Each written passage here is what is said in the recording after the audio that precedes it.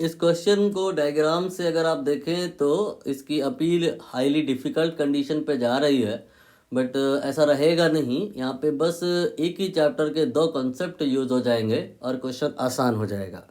कौन कौन से दो कॉन्सेप्ट यूज़ हो जाएंगे? एक तो एफ्लक्स स्पीड वाला, और दूसरा बर्नौली थ्योरम। जब आप यूज़ करते हो, अप्लाई करते हो, तो जो यहाँ पर फ्लो होता है वो धीरे धीरे नैरोवर होता जाता है, पतला होता जाता है। ये दो कहानी यहाँ पर यूज़ में होंगी। देखते हैं किस प्रकार से। थोड़ा बड़ा क्वेश्चन रीड कर लेते हैं। Consider water jar, this is your water jar जिसका रेडियस कैपिटल आर है, और इसमें आपने पानी भर रखा है एच हाइट तक, जिसका वैल्यू एच का धीरे धीरे कम होगा। बट हमें अभी इसी मोमेंट पे बात करनी है जहाँ पर हाइट इस वाटर का जो है एच के बराबर है। और यहाँ बॉटम में क्या है कि एक होल है, वहाँ से पानी ये टपक रहा है, गिर रहा है, स्ट्रीम वाटर की है, वो निकल रही है।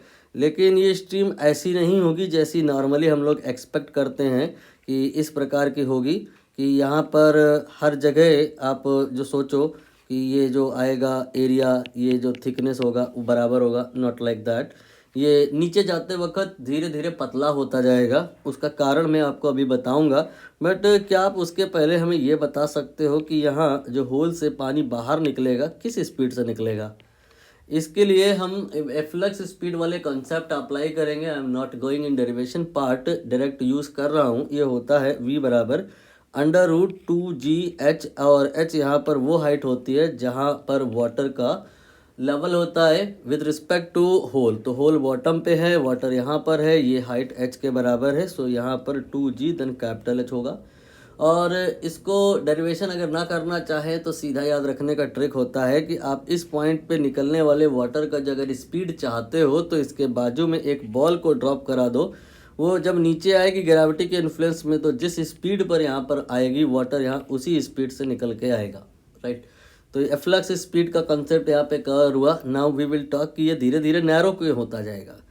यहाँ पर ये जब नैरो होता जाएगा तो इसका जो यहाँ पर डाया है वो 2x है, बट हमें यहाँ पर रेडियस बताना है, और कंपेयर टू दिस आर के कंपेयर में बताना है। ये कैपिटल आर है। Capital R you can say jar का जो क्रॉस सेक्शन है उसका रेडियस है, और small R you can say hole जो है उसका क्रॉस सेक्शनल रेडियस है। स्मॉल आर कैपिटल आर से बहुत बहुत कम है, तभी हम ये लिख भी सकते हैं, अदरवाइज वैलिड नहीं है।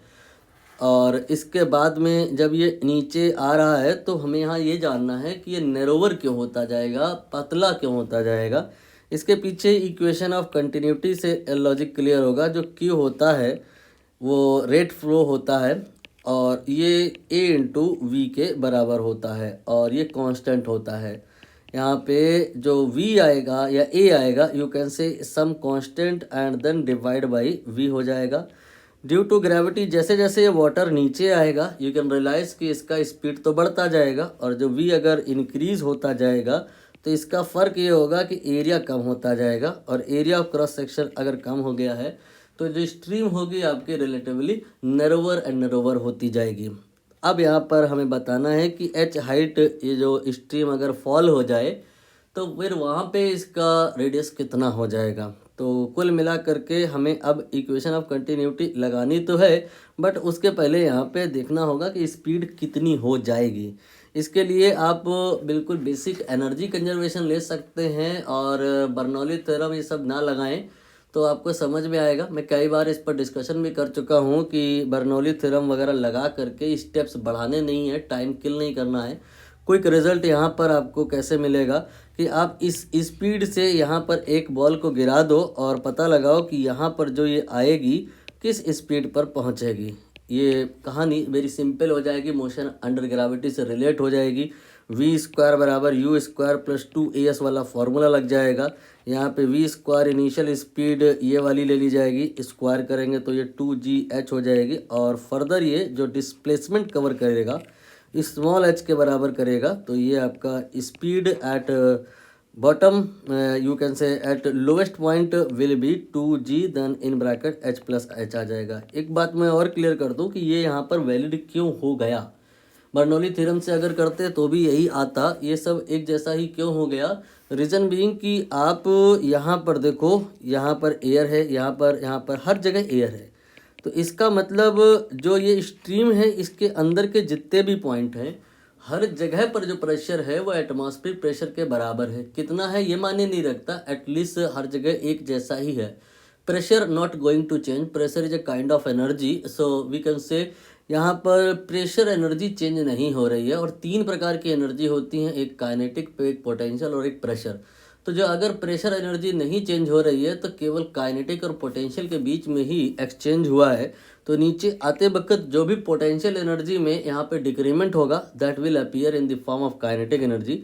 सो ये आपका kinetic energy increment half you can say m then v square minus u square will be equal to mgh, potential energy change के बराबर हो जाएगा। यहाँ से आप इस रिलेशन तक आसानी से पहुँच जाओगे और ज़्यादा डिटेल में यहाँ पर हमें जाने की ज़रूरत नहीं है, वरना फिर दूसरे चैप्टर डिटेल में हो जाएंगे। अब हम यहाँ पर इक्वेशन ऑफ कंटिन्यूटी की जो पहले बात किए थे उसको मैथमेटिकली यूज़ करेंगे।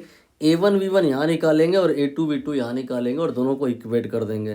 तो अगर हम नियर द होल बात करें तो जो एरिया होगा that will be pi then small R का होल स्क्वायर, और a के बाद स्पीड जो होगी यहाँ पे ये अंडर रूट में होगी 2gh के बराबर होगी।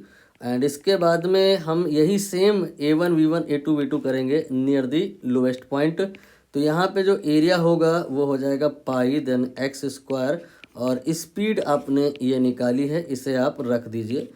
ये आपने a1 v1 a2 v2 जो निकाला है इसे अब आप इक्वेट कराएंगे। तो equate let me do that. आप इसको यहाँ से काम करो, कॉपी कर लो और इसको इसके बाजू में लिख दो। कोई बहुत ज़्यादा मुश्किल नहीं रह गई है क्वेश्चन में, सब कुछ आसान सा हो गया है। दोनों को इक्वल जब कराएंगे तो पाई कैंसिल हो जाएगा और इस इक्वेशन का स्क्वायर रूट कर लो ताकि एक्स स्क्वायर जो है वो एक्स हो जाए। तो एक्स ये आ जाएगा कितना, ये आपका 2g capital H by H, under root तो पहले ही था, एक और अंडर रूट हो जाएगा तो 1/4 हो जाएगा, और इधर आर स्क्वायर ये आर हो जाएगा, और ये 2gh का अंडर रूट तो पहले ही था और एक और अंडर रूट होगा तो 1/4 आ जाएगा। So after all we can say कि जो x आएगा that will be r। Then इस वाले टर्म को हम इसके नीचे लिखेंगे तो 2gh, देन इसके बाद में 2gh प्लस h, ये फोकट में 2g हम अभी कैरी कर ले गए इतनी देर तक, कैंसिल कर दिए होते तो बेहतर रहता, कोई बात नहीं, इसको अब आप कैंसिल कर दीजिए। Finally answer you can see 1/4 power से ही जज हो जा रहा था कि बी सी डी तो संभव नहीं है, बट हमारा मोटिव यहाँ पर complete answer with theory detail discussion था तो मैंने करके दिखाया, ए ऑप्शन करेक्ट होगा।